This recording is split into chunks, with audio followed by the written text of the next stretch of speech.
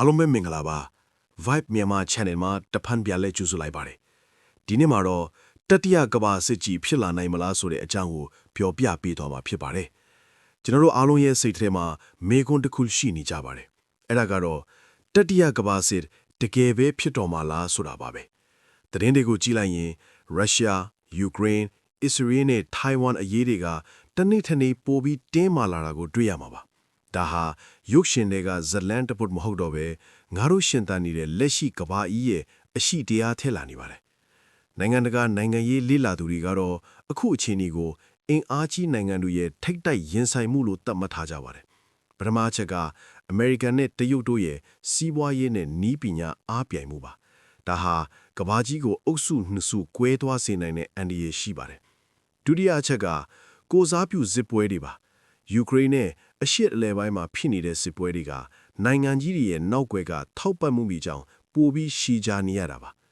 တတိယအချက်ကတော့ကမ္ဘာအစီအစဉ်တစ်ကိုတိစောက်ဖို့ကြိုးစားကြတာပါ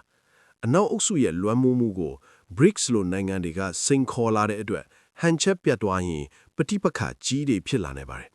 ကမ္ဘာကြီးကစစ်ကြီးဖြစ်မှာကိုစိုးရိမ်နေကြချိန်မှာငါတို့မြန်မာပြည်သူတွေအတွက်တော့စစ်ဆိုတာကြောက်စရာကောင်းတဲ့အိမ်မက်ဆိုးတစ်ခုအဖြစ်နေ့စဉ်ရင်ဆိုင်နေရပါတယ်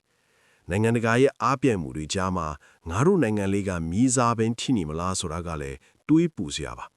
ကမ္ဘာစစ်မီတာတိကျတောက်လောင်ခဲ့ရင်အခုမှရိုင်းနေဖြစ်နေတဲ့ငါတို့ရဲ့စီးပွားရေးလူမှုရေးနဲ့အနာဂတ်တွေဟာပိုပြီးတော့အထိနာသွားနိုင်ပါတယ်နိုင်ငံကြီးတွေကသူတို့အကျိုးစီးပွားကိုပဲကြည့်ကြတဲ့အချိန်မှာငါတို့ပြည်သူတွေရဲ့ဘဝတွေကတော့စတေးခံနေကြရတာပါတကယ်တော့တတိယကမ္ဘာစစ်ဆိုတာနိုင်ငံကြီးတွေရဲ့တွက်ချက်မှုအမှားတစ်ခုကြောင့်ဖြစ်လာနိုင်တဲ့ဘေးအန္တရာယ်ပါဒါကြောင့်ကျွန်တော်တို့အားလုံးဟာ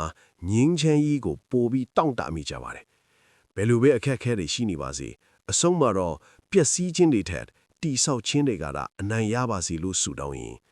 မိတ်ဆွေတို့တော့လက်ရှိကမ္ဘာအခြေအနေနဲ့မြန်မာအရေးပေါ်ဘယ်လိုထင်မြင်မိကြသလဲအောက်က comment မှာဆွေးနွေးသွားကြပါဦး